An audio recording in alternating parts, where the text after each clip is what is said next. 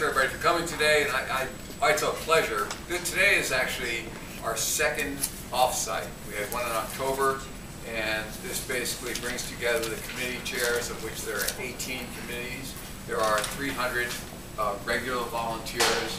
On top of that, 2,400 volunteers for the actual event itself, but each one of those committees has been working on things from accessibility to sustainability, to kids programs, to the Olympic trial schedule, to the officials, to things that you're going to hear, words that you'll hear, buzzwords like super block. And that'll be the area between the between 15th and 18th, and between Agate and University, the super block. And we've been discussing every aspect of that, both inside and outside. We've got lots of people working on it. This is a community that loves track and field. You guys are a part of it. The experience of being inside Hayward Field is something spectacular. We have some incredibly impressive and important partnerships. And today we have people here from USA Track and Field, and we have Chester Wheelock here from the USOC, and this is his second meeting with us, and it is my pleasure to introduce Chester Wheelock, who is the Director of Business Affairs for USOC, and he's the representative that's been working with us to kind of make sure that we provide and we deliver on our promise to deliver the best meet ever in the best town ever. So, Chester, welcome. Thank you. Certainly we're looking at today as being 156 days out from the start of the track and field Olympic trials. I've come here from Houston, Texas, where we just named the first three male and first three female marathon qualifiers for the Olympics. It was quite an event, so we're excited at the USOC to get this thing on the road. As Ben said, we've had 2 meetings already. We have phone calls every other week to really get everything going according to plan. And the great thing is that we did this in 2008. We know each other, we trust each other, and unlike a lot of the other sports that are putting on trials, they move from city to city. And the great thing that we have here is the heritage and the tradition. This is going to be the 5th Olympic trials that Hayward Field will be holding, and we look forward to filling the stands and really creating the excitement for the community that you don't get on the NBC broadcast. We love our partner at NBC. They do a great thing for us to show the sport around the country, but there's nothing like being in those stands and having the locals come out and cheer on with the rhythmic clap.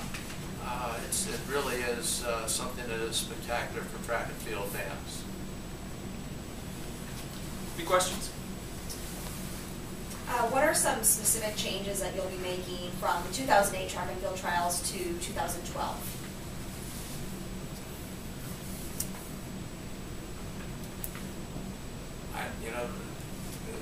There's not a whole lot from our side that's changed, but I think that they have some marketing plans that will really affect the way the trials are shown. Since the Olympic trials are in London, some of the things that we will have a London theme going along with this, and the London theme will include a London pub. It will include lots of exciting, interesting, and different pieces that we're about to roll out here in the next probably 60 days. Things that I would draw our attention to is the fact that inside Hayward Field, the thing that's going to be most exciting is last time we had about maybe 15 people who had local community ties to the Olympic trials. This year we have not less than 30. And of those 30 athletes that are in this community that have ties straight to Eugene and Springfield and Lane County, we also have additional ones from the Portland area. So for anybody who was in the stands the last time and remember witnessing that 1, 2, 3 finish by the 800 and having Nick Simmons and Andrew Weeding and Christian Smith diving at the finish line, I think that there's potential for almost every day for an event like that. And I think that the development of the Oregon Track Club Elite is something that has been spectacular. The number of people that we'll have from the University of Oregon that will be competing will be spectacular. So I think that will be one of the biggest things. You know, in addition, you know, to Alice and Felix and all of the great shot putters and the opportunity for us to, you know, how about a Jordan Hasse moment? And she was a sophomore in 2008, 16-year-old makes the final. And now she'll actually be a legitimate contender to be one of the athletes that has a chance to make the Olympic teams. Those are that to me, that inside the stadium experience is something which is going to be quite a bit different this time than it was last time. I think that one of the things that we're excited about, just from our ability to take the Olympic trials beyond just the 8 days, is the fact that the TrackTown 2012, the change from Eugene 2012, and really drawing attention to track and field as a sport and being able to communicate that to a national audience through NBC, we think is going to drive more people to the sport, increase participation by youth, and raise awareness of what the opportunities are to make the Olympic team and how that happens. By having track in the title, we kind of get away from just a location, but we also get it tied to, you know, the sport that we all love. I think if you look at, I think if you take a look at to expand on that comment, I think when you look at the track meet, it's one moment in time. What we really have is TrackTown. This community has carried the sport of track and field for a generation, and some would say for a couple of generations. And what our goal here is in TrackTown12 to expand it, Eugene, Springfield, the state of Oregon, to a national stage.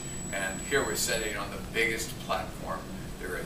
That is the games in London, which is what the USOC really has their attention focused on, because just how many sports are there?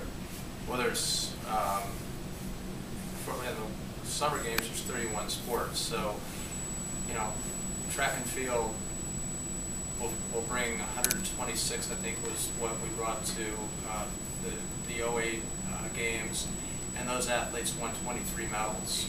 So this is a very important component from our point of view, that one, it's a lot of medal potential, but the trials goes 8 days, and you know, there's not, other than swimming, there aren't other sports that have that type of exposure for us over a period of time leading into the games, and raising awareness of, you know, what's going to be happening in London, and then the people will follow and watch and really track the success of the people that they see at Hayward Field as those kids qualify.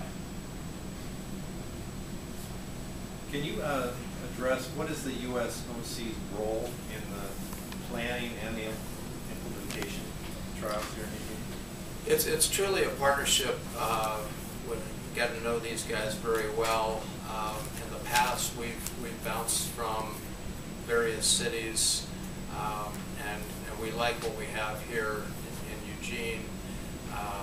We've got a great partnership with University of Oregon as the LOC, but it also USA Track and Field as our NGB partner is playing a more active role in creating a partnership that really will return these trials to the same place each year, so that there's consistency with what we're doing and the messaging that we're able to put out in the marketplace. Does that mean we should look for the 2016 trials in Eugene as well? Well, if you can fix the weather, yeah. Yeah, we love these guys. I mean, they understand track like nobody else. We don't have to educate, and they understand our needs, and we work quite well together.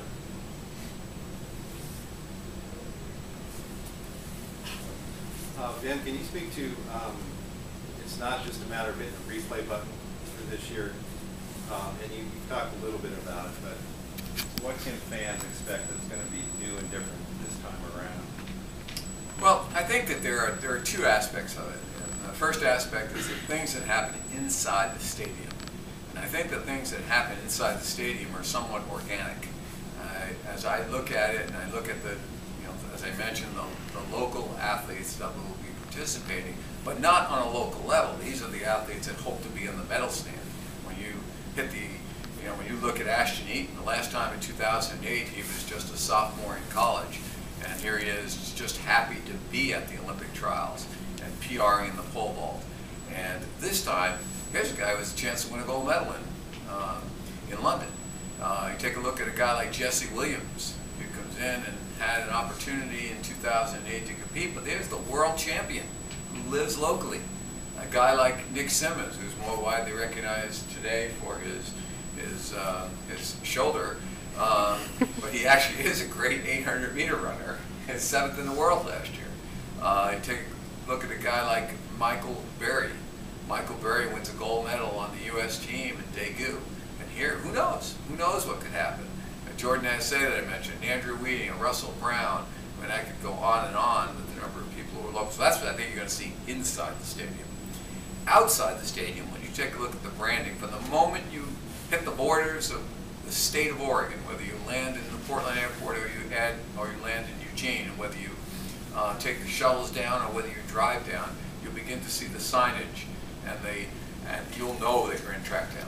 And I think that's the thing that this weekend, Chester mentioned the trials of the marathon in Houston, and really, they did a great job. It was branded well. You really got a sense of being there. The signage that was put out there by USA Track and Field and USOC, it was an event. It wasn't just a track meet. That's why I say you freeze the, this Olympic trials and this track meet is one moment for TrackTown. And I think that when you go into the, the festival area and the things that are outside, from our tickets to our London concept and some of the other things that we will be filtering out there little by little.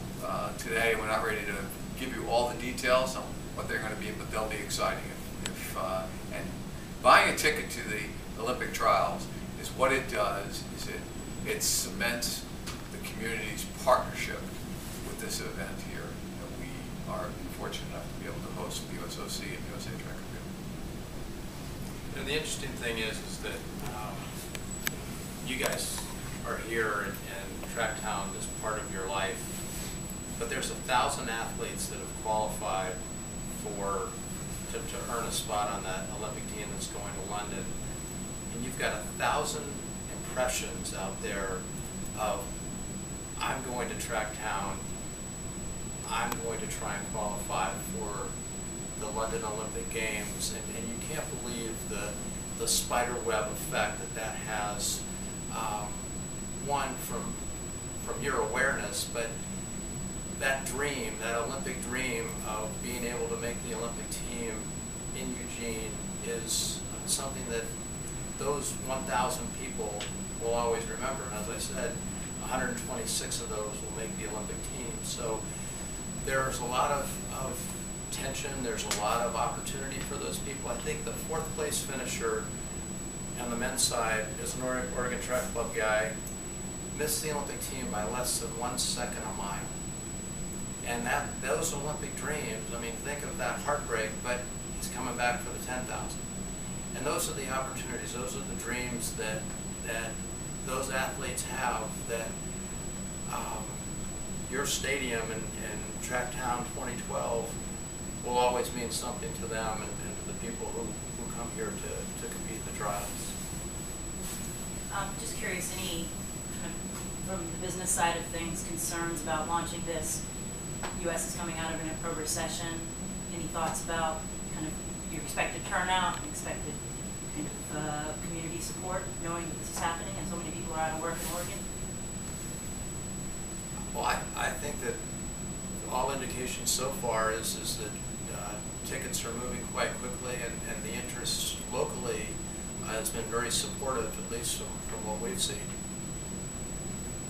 And apologies if you hit this before I came in.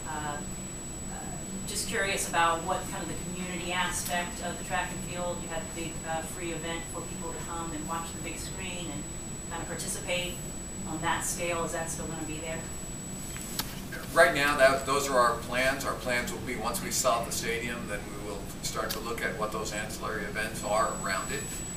We're pretty close to it. We've just released some tickets. We still have some tickets available in some of the big, in some of the great seats. We have not that many in the West and the East grandstands, but once that's all sold out, that's when we'll start to put together the rest of the things that happen around the stadium. But right for today, and 156 days out, most of our attention is focused on inside the stadium, and soon we'll be able to branch out and be able to put some of those other ancillary things together. And that's part of the purpose of our meeting today over in the club room at Autzen, is to put those pieces together.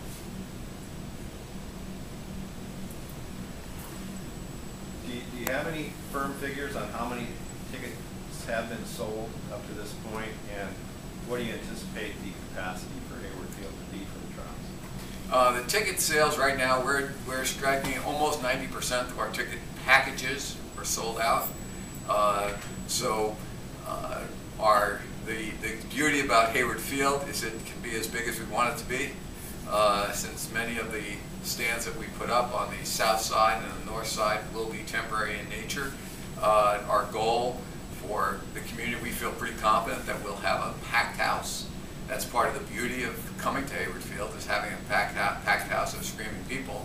I think that's something that makes it exciting, and we have every intention of being able to be at full capacity, and our capacity will be, we figure somewhere will be north of 12,000 paid tickets, and then we'll have additional 4,000 people in the stands. We'll have all the ancillary people on the side, so we figure that full capacity probably close to 20,000.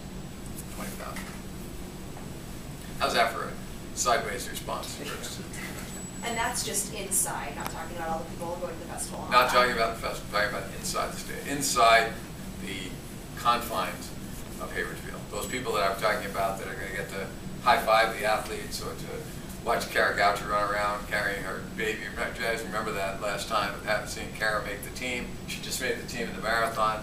Now our son's a little bit older, and if you all remember her running around that field, that was such a magic moment for TrackTown USA, and hopefully we'll get another one. I don't know what that'll be this time. It'll be exciting. Any other questions? Let's have it. So if you want to try that first? Well, I just learned this today. We're filling up 11,000 room nights. So that means a lot of people are coming in. And as I said, there's 1,000 athletes. There's family members that are going to be coming in to watch as well.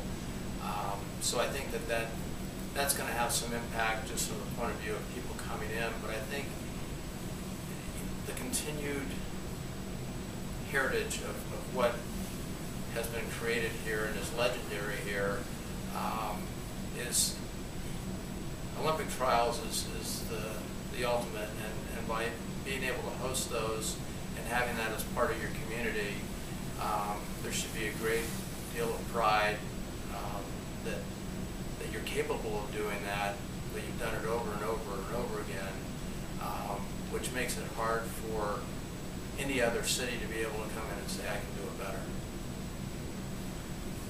From my perspective, it basically comes back to, sure, there's all the business side, there's the economic impact, there's all of the things that are good for the Travel Lane County and for the state of Oregon and all of that, and I'm sure someone can monetize those things in some capacity. But my piece of this, and with the reason that I'm always interested and why I'm motivated each day to participate in this, is the fact that we get an opportunity to do something great for the sport of track and field. I mean, whether it's in our sustainability efforts, and whether it's in our efforts to create opportunities for little kids to participate in our Kids Zone, to take on the legacy that Bill Bowerman and Bill Hayward and Bill Dillinger put in, and for us to take another step at being able to be better. We're not, there's one thing for us to concentrate on all the things that we've had in the past, but my goal is to see if we can do something and create a a legacy for future generations to enjoy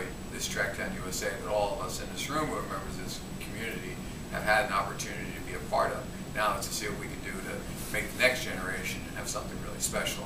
That's why we think that things like some of the innovative things that we'll do inside the stadium, where we'll have an application for your phones to be able to get results live. Things like that, and there's a bunch of those of kind of these appeals to the youth that are going to be a big deal for the sport of track and field. And we'll bring them out.